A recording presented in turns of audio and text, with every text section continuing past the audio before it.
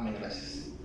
Abra su Biblia en Proverbios 14, doy gracias a Dios por esta oportunidad, también a mi pastor por este privilegio, así que vamos a abrir el corazón en este día. Proverbios 14, quiero predicar un sermón relacionado a la amargura, un tema relacionado a esta problemática que existe, ¿verdad?, desde tiempos antiguos, un problema emocional llamado la amargura.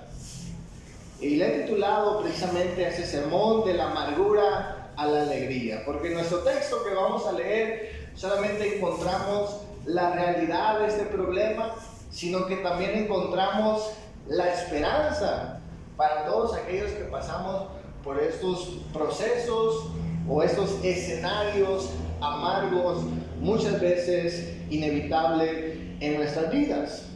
Y quiero introducirme primeramente hablando acerca de lo que es la amargura, antes de leer nuestro texto.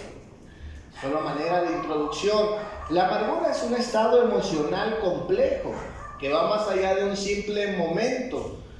Se dice que es un sentimiento que se instala y tiñe, ¿verdad?, la percepción de las personas.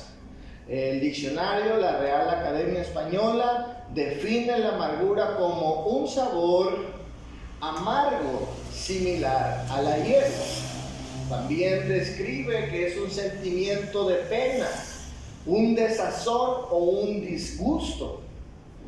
Como estado de ánimo, dice que se manifiesta en la dureza de trato o la falta de alegría. El diccionario bíblico nos dice, simplemente a manera de resumen, ¿verdad?, nos dice el diccionario bíblico que prácticamente la amargura es un veneno para nuestra alma. El Antiguo Testamento utiliza la palabra mara para hablar de este sabor agrio, ¿verdad?, de ese sabor que no es bueno para nosotros, muy opuesto a la dulzura, ¿verdad?, muy opuesto a lo que es diferente de la amargura. Simplemente la amargura es, a manera de sabor, es algo que no es agradable ¿cómo se dice?, al paladar de nuestra boca. También se utiliza en el Antiguo Testamento la palabra bilis, venenosa, para hablar acerca del veneno incluso de las serpientes. Tiene un sinónimo en cuanto a esto. El autor del libro Superando la Amargura nos dice lo siguiente, me gustó mucho la definición que da acerca de la amargura, y dice: la amargura es sentirse enojado, sentirse herido o resentido debido a las malas experiencias o a una sensación de trato injusto, de sentimientos internos, de profunda tristeza o de una explosión de ira hacia los demás. En mis palabras, las palabras de hermano Isaí, la amargura es la ausencia de la felicidad ante experiencias desagradables de la vida. Es decir, la amargura viene, mis hermanos, cuando usted y yo experimentamos algo que no nos gusta, algo desagradable. ¿Cuántos dicen amén? Quiero hablar en ese día, pues, ese estudio bíblico que le he titulado de la amargura a la felicidad.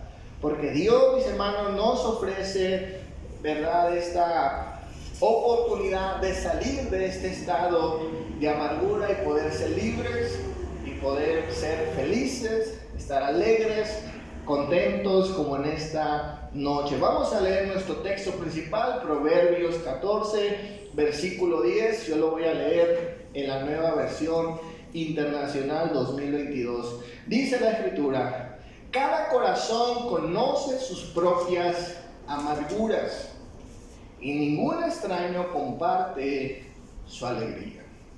Es un pequeño texto, pero que enseña, ¿verdad?, profundas y grandes verdades. Nuevamente el título del sermón, del estudio bíblico, de la amargura a la alegría. Y quiero ver en primer lugar la experiencia de la amargura. El ser humano, mis hermanos, experimenta condiciones amargas. Nuestro mundo está rodeado de estas experiencias. No solamente usted las vive, sino seguramente sus padres que ya fallecieron, sus antepasados, pasaron por situaciones amargas, condiciones de amargura. Y quiero hacer mucho énfasis en esta noche con lo siguiente: la amargura no solamente es una conducta, no es algo que decidimos nosotros hacer. La amargura, escuche bien, es muchas veces una condición que enfrentamos por estar viviendo en un mundo caído. Las condiciones injustas, las condiciones dolorosas provocarán escenarios amargos en nuestras vidas. No todo el tiempo es elección de nosotros. No todo el tiempo elegimos nosotros estar amargados. Somos expuestos a escenarios de amargura. Y no es para justificar el problema en las personas, pero sí esta perspectiva nos puede ayudar a entender cómo funciona este mundo tóxico en nuestro mundo y tener sumo cuidado con esto. La palabra de Dios nos ofrece varios ejemplos de personas que experimentaron escenarios amargos, pasaron por estos procesos. Por más santos, por más buenos que fueron, por más buenas decisiones que hicieron para Dios, pasaron por escenarios de amargura. Y quiero ver en primer lugar, el primer escenario de amargura que experimentamos las personas son cuando nuestras expectativas no son realizadas o no son cumplidas. El ejemplo de esto lo tenemos en 1 Samuel 1, versículo 10, con la historia de Ana. Dice la palabra de Dios, Ana se va a convertir en la madre de Samuel. Pero antes de que ella tuviera la fortuna de ser madre, dice la palabra de Dios, ella era estéril. Y dice la escritura que esta mujer temerosa de Dios, haciendo las cosas bien, siendo una mujer íntegra seguramente, dice la palabra de Dios que ella era menospreciada por la otra mujer que tenía su esposo, porque ella sí tenía hijos. Y dice la palabra de Dios que al experimentar el no poder tener hijos, dice la escritura que ella estaba en amargura. Dice la palabra de Dios, 1 Samuel, versículo 1 al 10, nos dice: ella con amargura de alma oró a Jehová y lloró abundantemente. Esto quiere decir, mis hermanos, que las decepciones en nuestras vidas, a causa de las desilusiones, a causa de no alcanzar lo que deseamos, nos ponen en un escenario amargo. Y hablando de las mujeres, ¿cuántas mujeres, verdad, físicamente que han intentado, han deseado ser madres y no pueden? Esto les hace sentir mal. Y no es para menos. ¿Por qué? Porque la desilusión tiene este poder. Ponernos en escenarios de amargura. No es agradable, mis hermanos, tener expectativas de sueños, de metas, incluso necesidades, y no verlas realizadas. Esto lastima el corazón. No somos felices. ¿O usted es feliz cuando no recibe lo que quiere? ¿No? ¿Le disgusta? ¿Le causa una molestia estar en esa situación? Número 2, sufrimos escenarios de amargura causados muchas veces por la mala conducta de otras personas. El ejemplo de eso lo tenemos en Génesis 26, versículos 34 al 35. Dice la palabra de Dios que el famoso Esaú desobedece a sus padres casándose con mujeres paganas, mujeres que no son temerosas de Dios. Y la palabra de Dios nos dice en el versículo 35 que sus dos mujeres le causaron mucha amargura a Isaac y a Rebeca. Fíjense bien, dos mujeres tuvieron el poder de provocar un escenario amargo.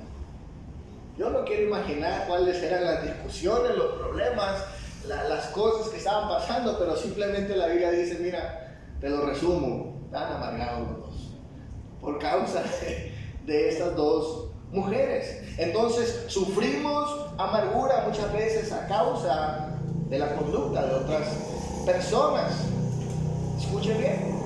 El otro ejemplo que tenemos en esta misma situación de cuando somos puestos en este tipo de condición por causa de otras personas, lo encontramos en la vida de José. José, mis hermanos, de alguna forma vive injusticia. Sus propios hermanos le tienen envidia, ¿verdad? Lo venden, le causan sufrimiento. José, aunque tenía su sufrimiento un propósito, él no se fue feliz a Egipto. No se fue corriendo y cantando y danzando. Él fue llorando. Se fue herido, lastimado. Sus propios hermanos lo iban a matar, no lo iban a vender. Lo iban a matar. Y dice la palabra de Dios en Génesis 49, versículo 22. Nos dice, rama fructífera es José, rama fructífera junto a una fuente, cuyos vástagos se extienden sobre el muro que le causaron amargura. Dice la palabra de Dios que ese hombre, por más santo, por más propósito, por más destino que tuviera, dice la palabra de Dios, no escapó a sentir amargura, sentirse disgustado. Y creo que podemos entender, José.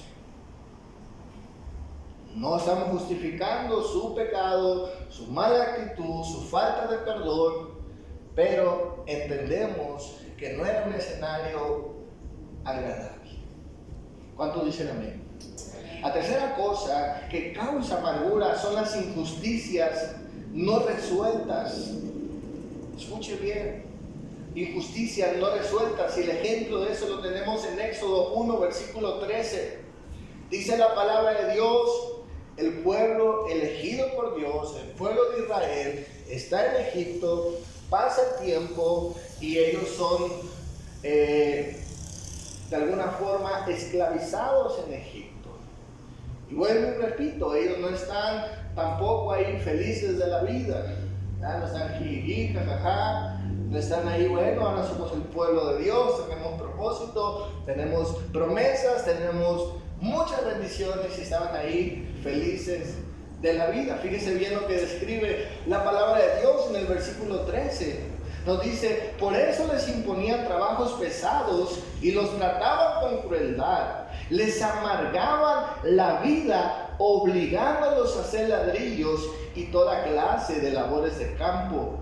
En todos los trabajos de esclavos que los israelitas realizaban, los egipcios los trataban con crueldad. Este es el ejemplo del pueblo de Israel en Egipto pasando momentos difíciles, desagradables, viviendo injusticias por causa de los egipcios, estando en trabajos forzados. Ahora bien, esta realidad de la opresión laboral no solamente la viven los esclavos en el tiempo antiguo, sino la viven muchos trabajadores en la actualidad. En las maquilas, en los call centers, en las oficinas, son cargados con grandes trabajos y les demandan, ¿verdad?, metas, les ponen que alcancen cierto tipo de metas para obtener ciertos beneficios y vemos a gente oprimida por su trabajo. Y si usted les pregunta, mucha de esta gente, como dice la palabra de Dios, están comiendo pan, pero pan de dolores. Usted no sabe el estrés, la infelicidad que sufren todos los días por estar recibiendo muchas veces presión y tratos injustos. Si a usted un día le bendice ese tipo de personas, sea un quetzal, sea 5 quetzales, lo que sea, valórenlo. Porque esa gente, dice la palabra de Dios, es su pan de dolores. Les cuesta muchísimo. Usted no sabe, amén, el infierno que pueden vivir las personas en sus trabajos. ¿Cuántos saben que estoy hablando la realidad? ¿O estoy mintiendo? ¿Amén? Hay gente que se pasa de lanza, aunque haya derechos humanos y cosas así. El estrés, las palabras, la mirada de los patrones, de los compañeros, hacen que fácilmente estemos amargados trabajando. Es difícil. Es difícil estar en los trabajos. Amén, amén. Dice la palabra de Dios que este tipo de personas también se acercaron a David. Dice la palabra de Dios que cuando él huye de Esaú, había mucha gente amargada por los malos tratos de este líder.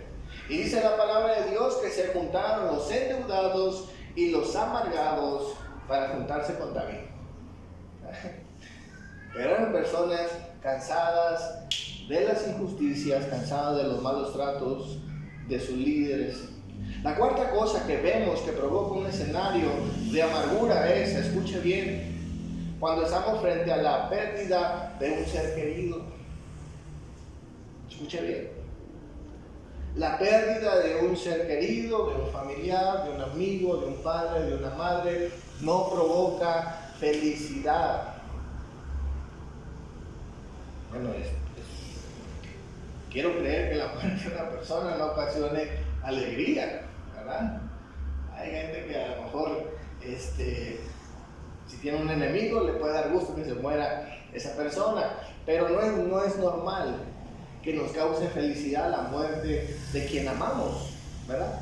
Dice la palabra de Dios en 2 de Reyes 4, versículo 27, está la mujer que ha recibido un milagro de Dios, tenía un problema también de esterilidad, pero dice la palabra de Dios que de pronto su hijo muere.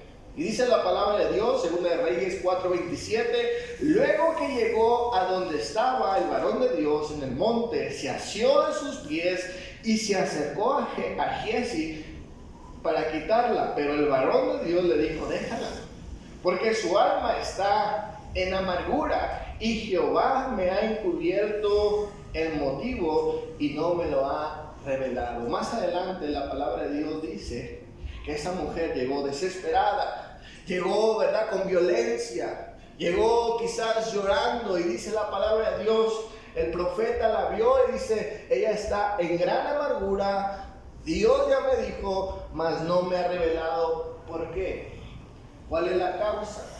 Entonces cuando hablan con ella se da cuenta que su hijo ha muerto.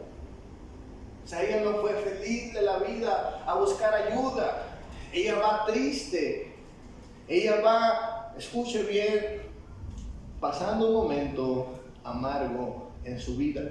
El otro ejemplo que tenemos respecto a esto es Job 7, versículo 11, dice la palabra de Dios, por tanto no refrenaré mi boca, hablaré en la angustia de mi espíritu y me quejaré con la amargura de mi alma. Job no solamente experimentó la falta de salud, sino la pérdida económica, la pérdida de sus hijos, de sus seres queridos. Y todo esto, escuche bien, dice la palabra de Dios, que Dios lo había permitido. Y Job, el hombre recto, el hombre honesto, el hombre bueno, el hombre perfecto, dice la palabra de Dios, se encuentra en amargura. Usted se da cuenta que la amargura muchas veces no es elección de nosotros. No es una decisión que hoy tengo ganas de estar amargado. Hay algo detrás que provoca esa actitud. Hay algo que provoca esa infelicidad. Ahora escuche bien. Dios reconoce que existen circunstancias amargas. Y todos enfrentamos circunstancias amargas. Gente que nos decepciona, gente que nos hiere, gente que nos maltrata.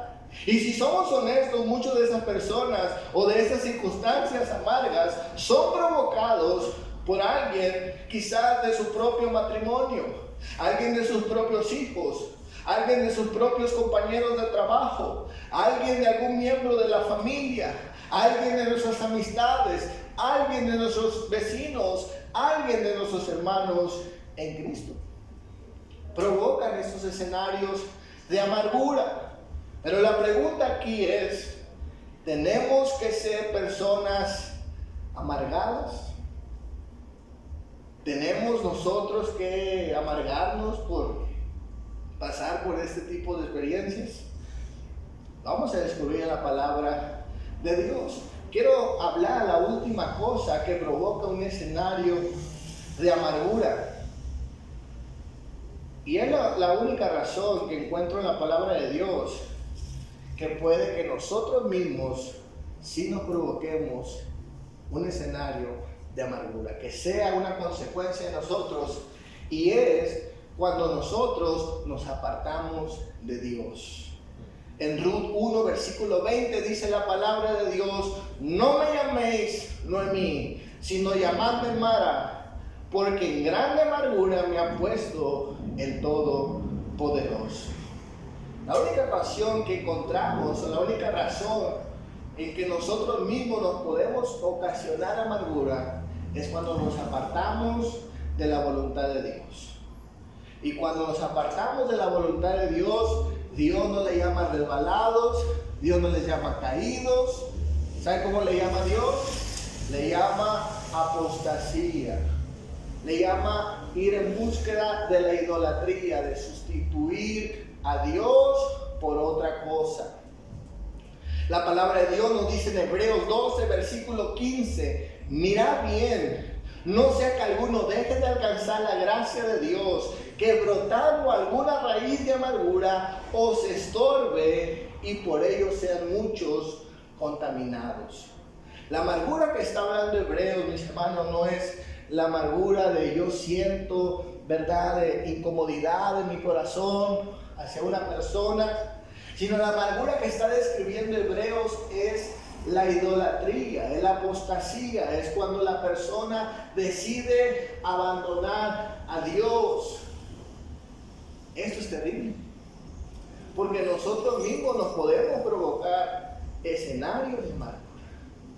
Escuche bien, eso es una realidad. Fuera de Dios no hay felicidad. Hay más amargura que estando en Dios. Amén.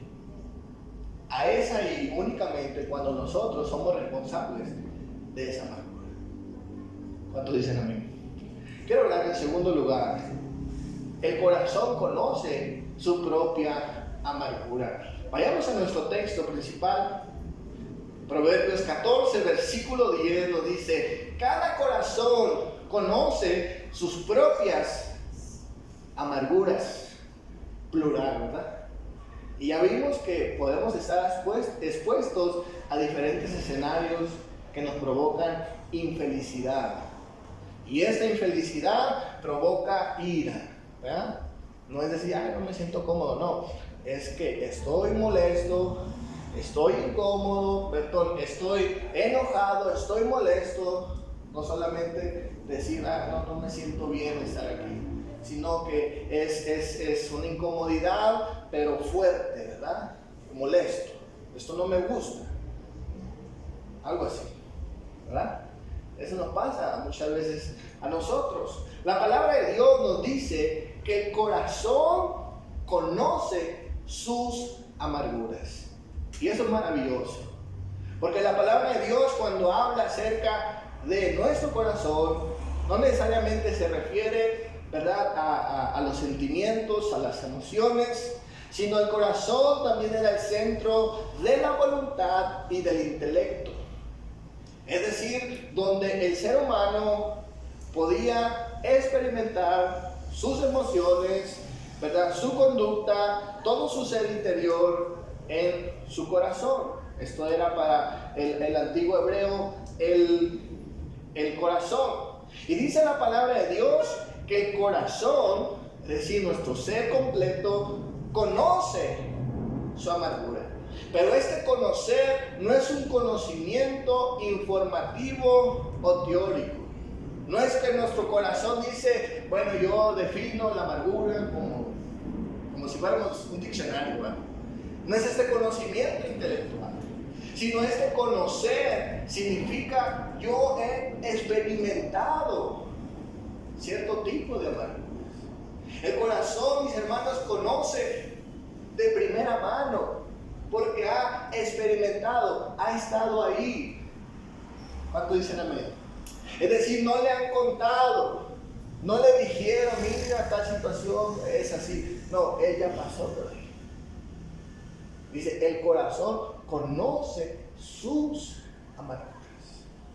Y quiero que sepa algo, mis hermanos, solamente quien atraviesa cierto tipo de procesos o de escenarios amargos, solamente esa persona sabe cuán difícil y cuán doloroso es estar ahí. Usted puede ser empático con la persona, usted puede ser buena gente, buena onda, quizás haber pasado algo similar, pero jamás y nunca va a poder experimentar lo que esa persona está sintiendo. Porque el corazón conoce su propia mano. ¿Cuántas veces nos reímos de gente que está pasando por ciertas circunstancias y decimos, ah, no, yo eso lo pasé como si nada? Eso para mí no es nada. El corazón conoce su propia mano. Ahora escuche bien, el corazón conoce su propia amargura. Esto también quiere decir que el dolor a veces solamente lo vamos a entender nosotros. Aleluya. Nadie más. Amén. Esto es bueno, pero ese dolor privado, esta carga que a veces solamente nosotros llevamos, se vuelve un problema. ¿Sabe por qué? Porque como nosotros somos los únicos que entendemos, como dice el dicho, solo el que trae cargada la mochila sabe lo que trae adentro. Amén. Pero cuando sucede esto, comenzamos a justificar nuestra amargura, alimentar nuestra amargura y posteriormente enfrentar más consecuencias de la amargura. Escuche bien, en ese día no estamos para minimizar lo que cada persona experimenta. Pero si hay un peligro, cuando comienzas a decir tengo razón de sentir eso. Y uno lo ve y dice, no te voy a quitar eso. Pero la palabra de Dios dice que si alimentamos, deja que pase el tiempo, amén, nos justificamos. Dice la palabra de Dios que esto tarde o temprano, como es amargura, es un veneno que nos va a matar y se va a reflejar. Escuchen bien, dice la palabra de Dios en Romanos 3, versículo 14, su boca está llena de maldición y de amargura, sus pies se apresuran para derramar sangre. Dice la palabra de Dios que hay amargura, que uno puede alimentar y al final la persona amargada puede dañar con sus palabras, con su conducta. ¿Cuántos saben que eso es? Amén. Sale. Sí, pueden tener razón de lo que ellos están experimentando, pero si la sigues albergando, si la sigues manteniendo, vas a hacer daño a las personas. Amén. Ahora, cuando experimentamos este tipo de experiencia, no todas las personas tienen un ABC de los síntomas, ¿verdad? No todas las personas van a ser, no van a verbalizar su amargura, no todas las personas hacen eso. En la palabra de Dios tenemos un ejemplo del hijo del rey David, Absalón. Dice la palabra de Dios que cuando a su hermana la violan, él estuvo muy molesto. Y claramente tenía derecho a estar enojado. Una violación es una injusticia, es una perversidad, es un pecado. Amén. Y el líder, en este caso el rey David, tenía que hacer justicia ante él. A cualquiera de nosotros nos molestaría estar frente a este caso y ver que no se hace nada. Y dice la palabra de Dios en 2 de Samuel 13, versículo 22, dice lo siguiente: mas Absalón no habló con Amnón ni malo ni bueno. Es decir, que Absalón, aunque guardó amargura, guardó rencor, él no dijo nada, ni bueno ni malo. Fue diplomático. ¿Cuánta gente es así? No dice nada. Le hicieron, le vuelven a hacer, le recuerdan lo que le hicieron. No dice nada. Pero eso no significa que no esté guardando mal. Dice la palabra de Dios, tiempo después, Absalón mata a su hermano. No le dijo nada, pero su amargura alimentada, su amargura oculta, lo hizo provocar un homicidio. Y después distanciarse de su papá y después otros problemas de rebelión. Pero todo empezó con un resentimiento. Justo, sí. Con su derecho, sí. Doloroso era su hermana. Él la cuidó, seguramente creció con ella. Pero escuche bien, la amargura alimentada, la amargura ahí en silencio es peligrosa. Por eso vemos gente que de repente hizo cosas que se cobró venganza hace 20 años, 40 años atrás, pero seguía con eso en su corazón. La tercera cosa que puede afectar a las personas alimentando su amargura es su salud. La amargura te enferma.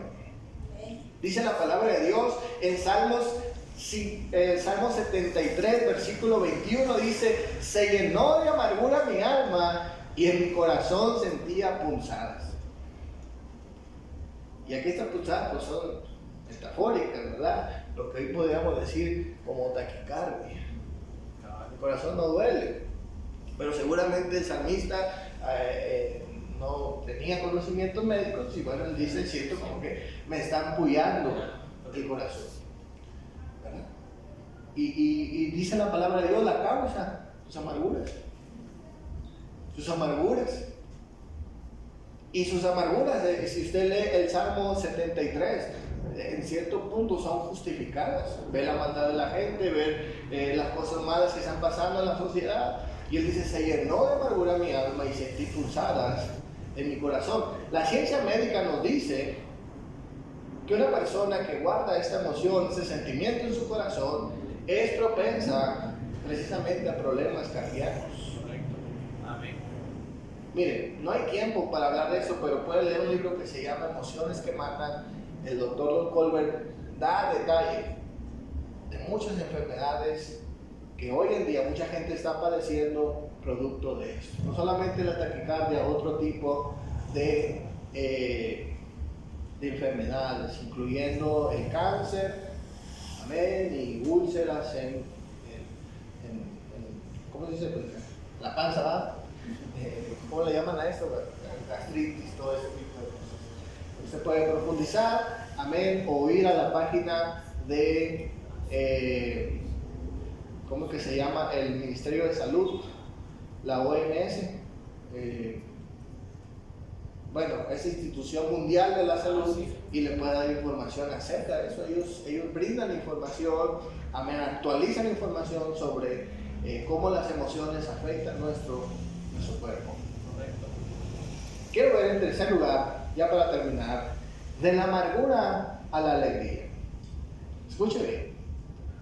Así como la amargura la podemos conocer únicamente nosotros, pues nosotros mismos sabemos si necesitamos salir de ella. El expresidente de Sudáfrica, Nelson Mandela, si ustedes no conocen a este hombre, él fue una persona de color que fue oprimida y fue perseguida por querer ser de alguna manera como libertador de Sudáfrica, político, y en aquel tiempo pues las personas de color no podían tener ese tipo de derechos, así que él lucha, él va a la cárcel, y cuando está en la cárcel una persona le pregunta lo siguiente: Cuando se le preguntó cómo sobrevivió a los años en prisión sin volverse amargado, él respondió lo siguiente: la amargura no solamente lastima a nosotros, la amargura solamente nos lastima a nosotros mismos.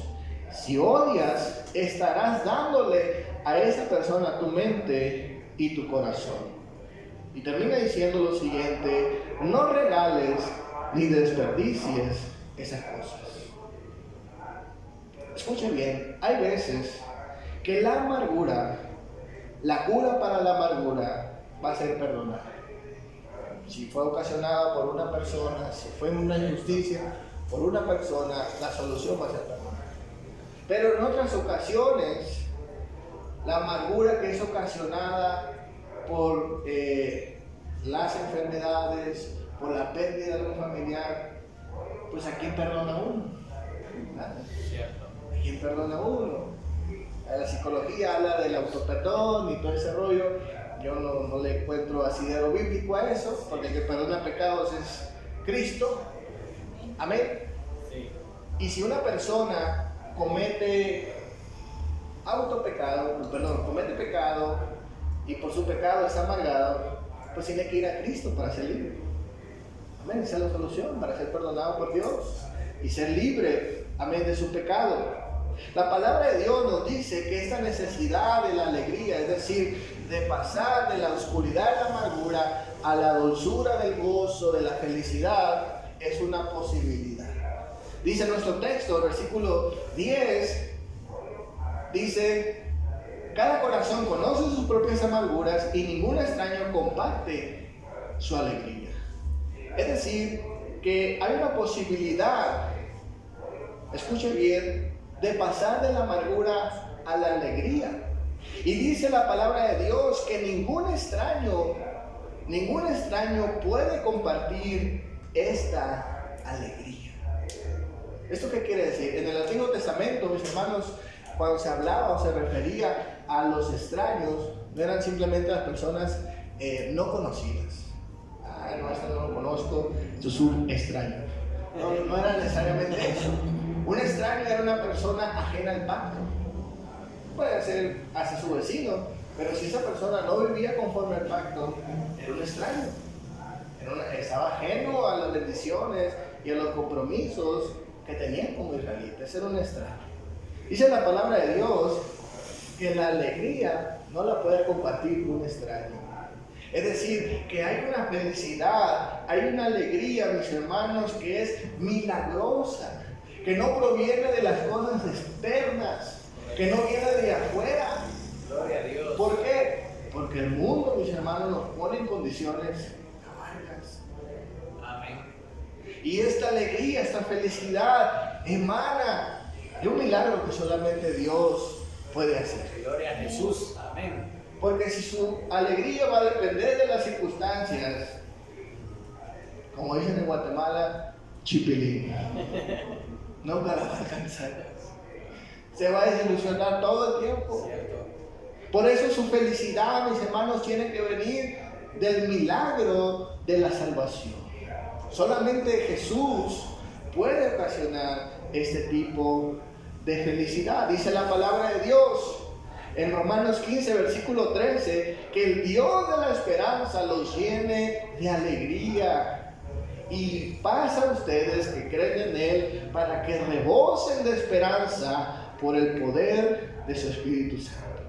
Salmo 16, versículo 12 dice: me has dado a conocer el camino de vida, me llenarás de alegría en tu presencia y de dicha eterna a tu derecha.